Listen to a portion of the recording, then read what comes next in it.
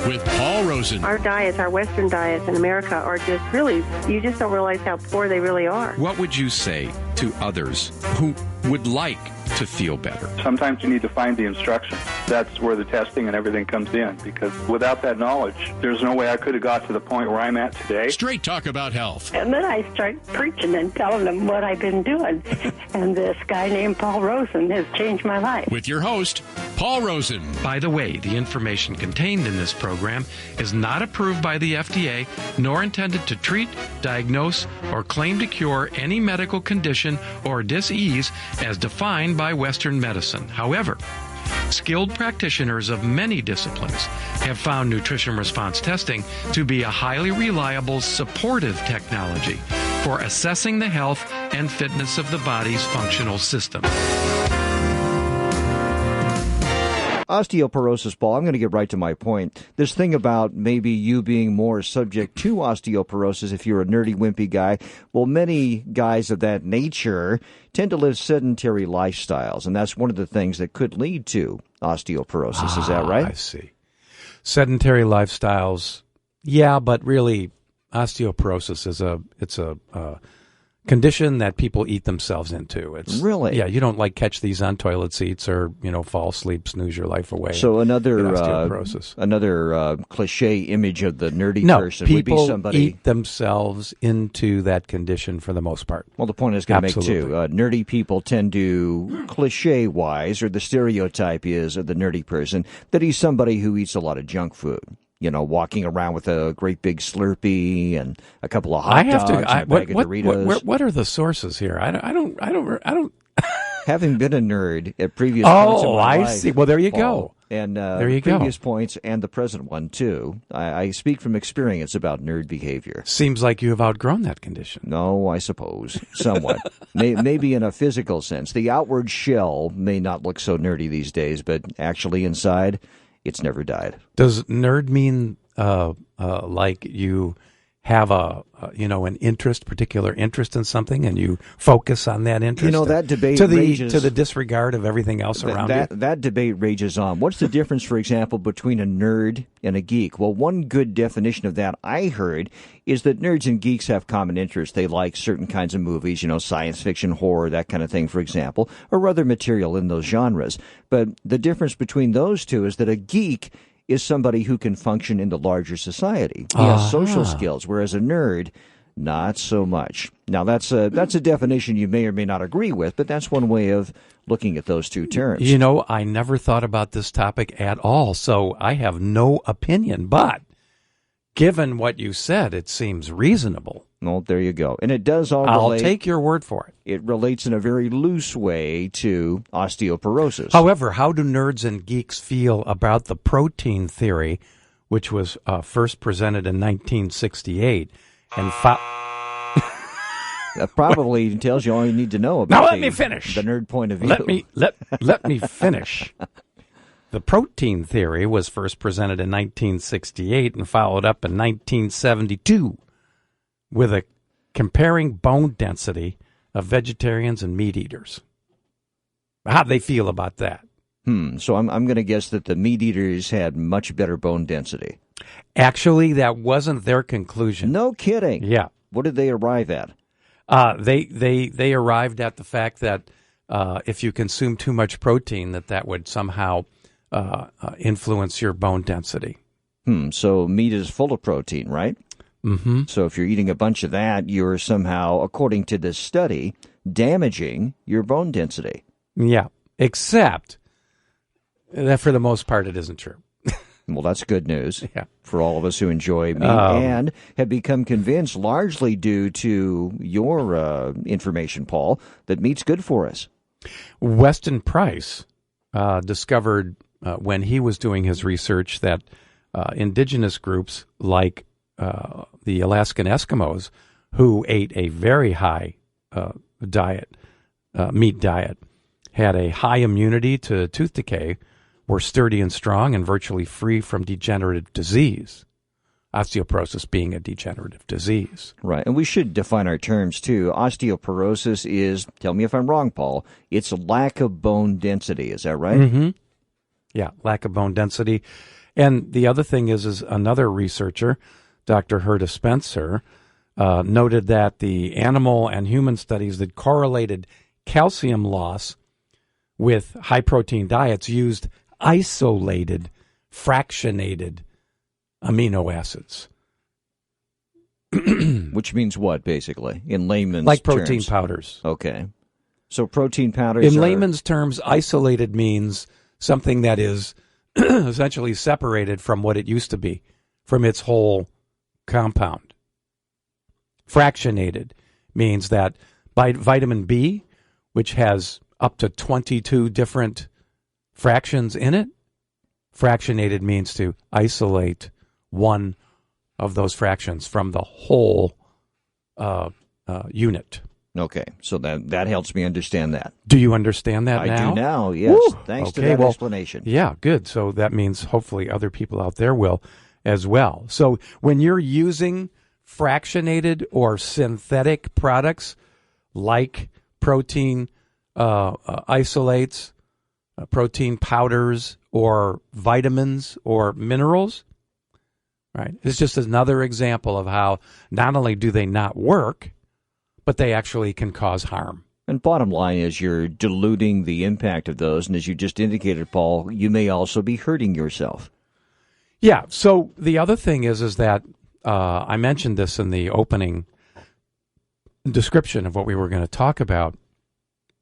Generally speaking, the action taken when someone is found to have a thinning bone density is to start taking calcium supplements.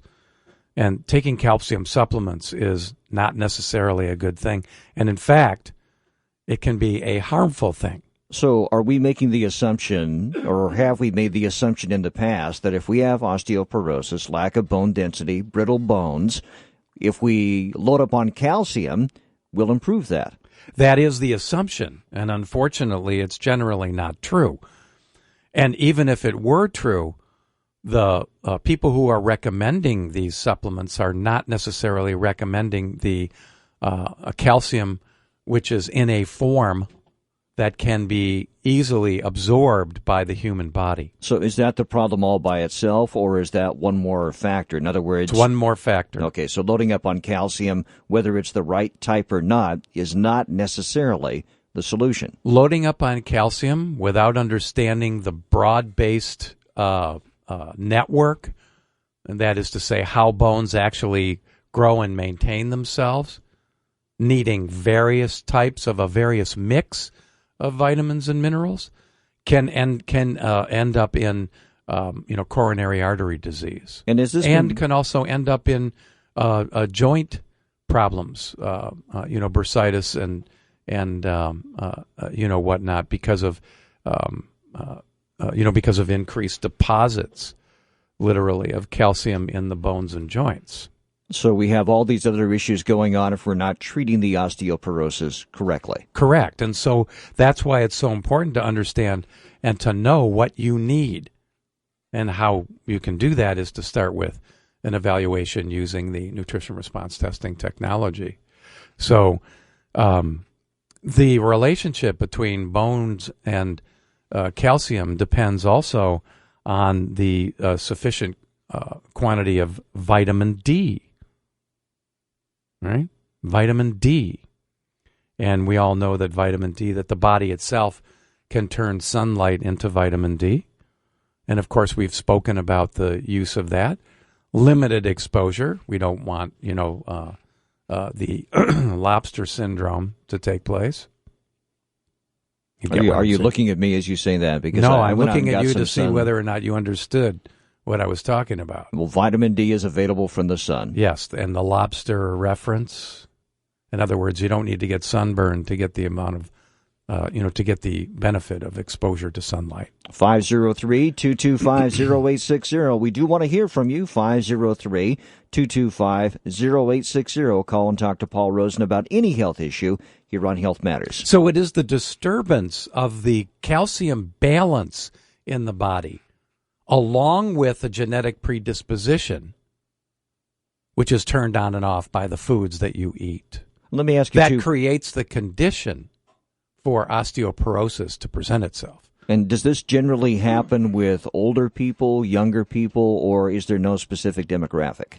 There's no specific demographic, although it certainly happens more in adults than it does in children, because children haven't, had the opportunity yet to destroy their calcium balances. And you indicated most commonly with women, right? Most commonly with women, and particularly body type, slender. I wonder why that is. We're going to talk about it. Okay, well, let's figure that out. So vitamin D is absolutely essential to maintain a balance. Vitamin D is found in animal fats. Right? We talk about that.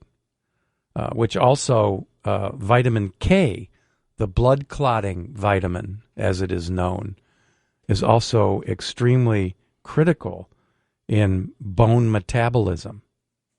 And vitamin K is more available in dairy fats than in oils found in green vegetables. So although green vegetables is a very good source of vitamin K. And I might add that the reason why bone broths are so useful is because they contain highly ionizable, absorbable amounts of calcium. So if you're going to get your calcium, number one, supplemental calcium, if it's called for, and we can determine that through evaluation, you want to utilize a supplement that is highly absorbable by the body, like calcium lactate, which is a product that we utilize from a professional line of supplements called Standard Process. So let me understand, Paul. You cite that as a source of calcium. So somebody who's having difficulty with osteoporosis may indeed benefit from calcium, but it depends on their individual needs. Correct. Right? Correct. And a person who's already been diagnosed with osteoporosis needs more than just calcium. They actually need bone. So these people, they got to be eating bone. These people who are making the mistake of supplementing with calcium just don't have the right information. In other words, they may be taking the wrong calcium for the wrong reason. Or they may be taking calcium when they don't need to be taking calcium. All right. So it's the balance. It's the balance within the human body that gets thrown off. How does it get thrown off? Well, first and foremost, sugar is extremely harmful to the calcium balance. Consuming sugar, and of course, the processed foods of all stripes and natures. The usual culprits. The usual culprits. What about Hold on. like... Then, such things as fluorinated and chlorinated water have a negative impact on bones. And is this especially true if you already have this genetic predisposition? Especially, yes. And of course, the only way to know if you have the potential genetic predisposition is to look back in your, family history. But today, because of the poor diet and exposure to so many chemicals and so forth, that the dietary disruption with respect to the availability of vitamins like K and D and E in the body, the people who don't even have a history or don't know whether or not they have a history can be manifesting the symptoms of osteoporosis. Well, that's unfortunate. And then how do they find out whether or not that's the case? And I guess that relates to this too, Paul. If you're suffering from this condition, how do you know? What are the symptoms? Are you in pain? Well, generally, it's the test is a bone density test done with various X-rays or MRIs or. So would that show up if you're? You can't feel it. Well, there's nothing you can feel. There's no symptom like, oh my gosh, I have a headache and therefore I have osteoporosis. Right, but you might be. There are no symptoms. You might be having an X-ray for some other condition, and then this would show up, right?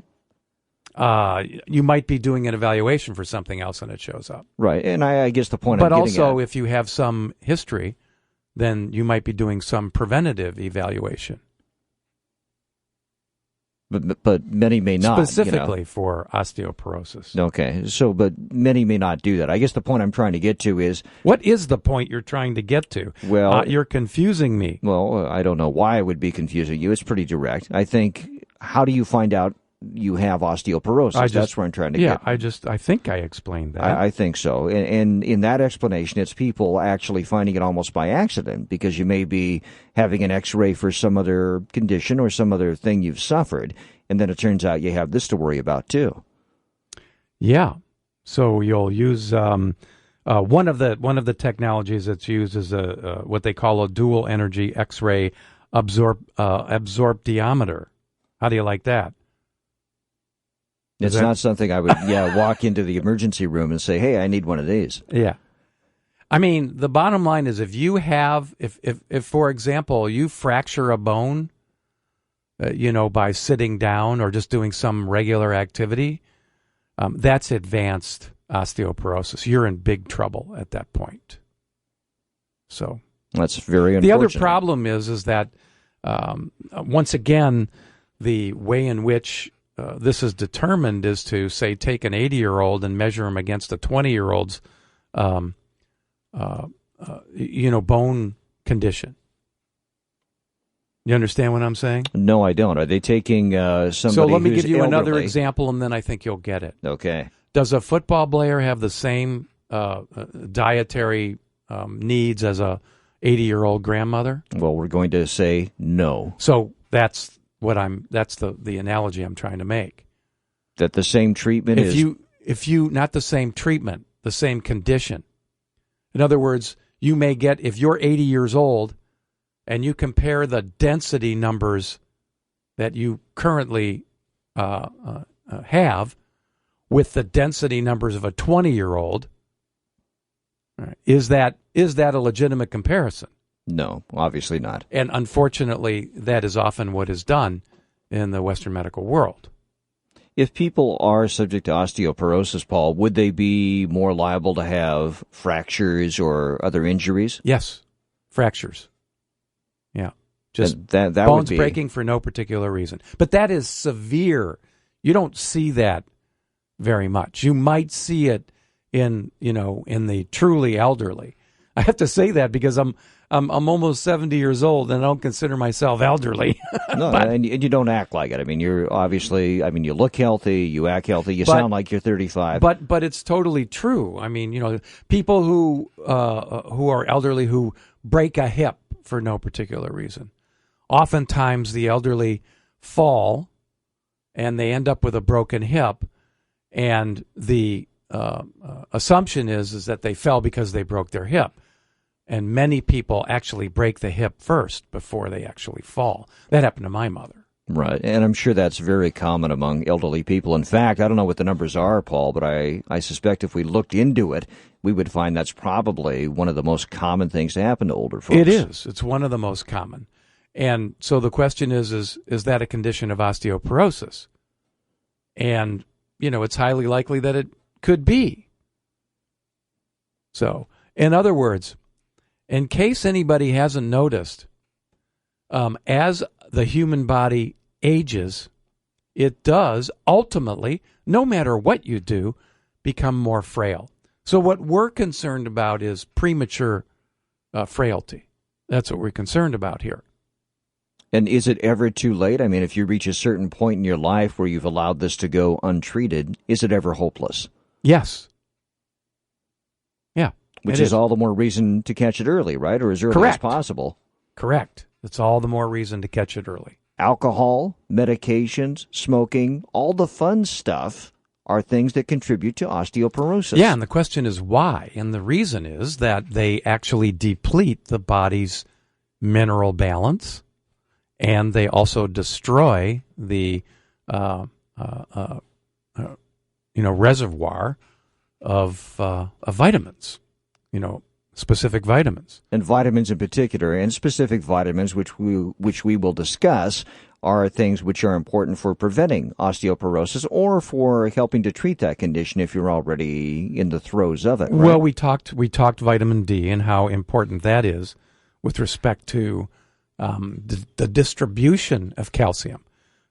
So you can have an excessive amount of calcium in the bloodstream, right? Thus giving the technicians, when your blood is drawn and you have a high level of calcium in your bloodstream, that may lead them and thus you to think that your bones are just fine, when in fact they may not be, because you don't have enough vitamin D, which helps to redistribute that blood calcium into tissue calcium, and bone is a tissue. So all these things going on, Paul, you can have lack of vitamins, lack of minerals. What can you do to see if you're lacking in any particular vitamin or mineral and help yourself on the way to maybe getting what you need in the way of those elements to help you with your osteoporosis? Come and get evaluated. Get evaluated and find out what your nutritional deficiencies and barriers to healing are. It's the only way that I know to ensure that you're going to get up to 90% success. So based on that, based on the fact that you can make nutritional changes to help improve that condition, I would think if you are diagnosed with osteoporosis, it's not helpless, right? No. But if you're to the point where your bones are so brittle that they're, breaking already, right? Don't look to supplementation to turn that around anytime soon. Having said that, right, why not do something that has no risk to it? Right? Why do something that has major side effects, such as the bone medications that are used, like Fosamax and the like, which create horrible long-term conditions? Are those more bone brittleness, right? And permanent a permanent disruption of the way in which the bones model themselves. Are those bone medications specifically meant to treat osteoporosis? Mm-hmm. And so they're actually doing more harm than good, right? They're meant to increase bone density, but their action is to cause the bones to become more brittle and thus more susceptible to fractionating. And I'm going to guess there are a number of different... I should say fracturing. Oh, my gosh. What the heck? I knew where you were going with that. Yes, but... And are there a number of different medications, and normally are they loaded up with calcium? I'm not that familiar with the medications other than to know what some of the names are and what they're intended to address. But my point being that, again, if you use a medication, right, the unintended side effects can be devastating. Plus, using those medications totally disrupts the way your body operates. Right? It totally disrupts the mechanism within the body. And there are other options. So, yeah. So once again, with medications, you're causing this domino effect of other problems. Trying to cure one thing, you may or may not even address that properly, but you may also damage other parts of your body in the process. Precisely. So the best thing to do... Now, I know that's the lazy person's approach, and that's fine.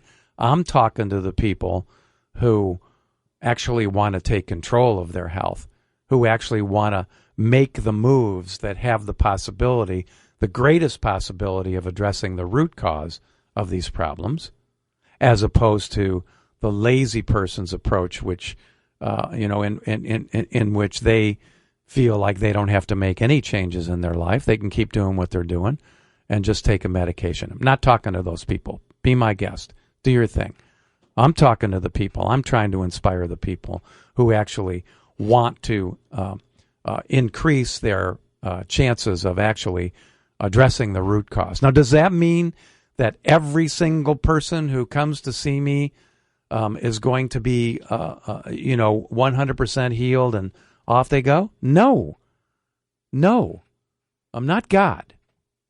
And there are some situations that, occur that I've got no control over. But I will tell you this, a 90% plus rate of helping people and turning things around is pretty darn high. It's a lot better than a flip of a coin. Now, speaking of genetic predisposition for osteoporosis, Paul, I made the point that if you live a sedentary lifestyle, you may make yourself more susceptible to that particular condition. What about low testosterone in men and low estrogen in women? Are these contributing factors? And if so, are those usually genetic? I mean, do you inherit those things? Everything is genetic. There isn't one thing that a human being experiences that doesn't have some reflection of genetic predisposition. So that's what we call a red herring in the business, right? In other words, a red herring is one that you see amongst all herrings because it's brightly colored, but it doesn't make it anything other than a herring. But those conditions could be contributing factors, low testosterone, low estrogen. And right? all of that, generally speaking, has to do with what you put in your mouth. And the other disruptions. We live now in a chemical world, and we are exposed to tens of thousands of chemicals that are endocrine disruptors. And the disruption, endocrine disruption, means the hormone production disruption. And so, it's highly possible that because of the exposure to so many chemicals, that people's hormone balances are affected. And you mean chemicals in our environment as well as our food? All kinds of chemicals. All kinds of chemicals. The pesticides, herbicides, fungicides used to grow commercial foods. Look at what happened here in our own area, the forest fires, right? It wasn't just wood that was being burned. There were also chemical retardants and other types of hazardous chemicals that found their way into the air. And for close to 4 to 6 weeks, we suffered heavily. I mean, patients were coming in with all kinds of symptoms, not just respiratory. Right? We all horrendous. experienced. Yeah, and I know some people who are runners and whatnot, and they did their running inside for a while because of the bad conditions outside, caused by the haze and the dust and all the choking ash from those forest fires. Well, tailpipe emissions, industrial emissions, the chemicals that are now found in the water, including pharmaceuticals, are all endocrine disruptors. And they all have an impact, in some cases severe, in some cases mild. One more note, you can get a free chapter of Paul Rosen's book, The Missing Piece. Just go to his website, acunatural.com, acunatural.com, and fill out the dialog box that pops up. Rest assured, no information you provide will ever be shared with anyone else. So, what are you waiting for? Get going on your personal road to wellness today.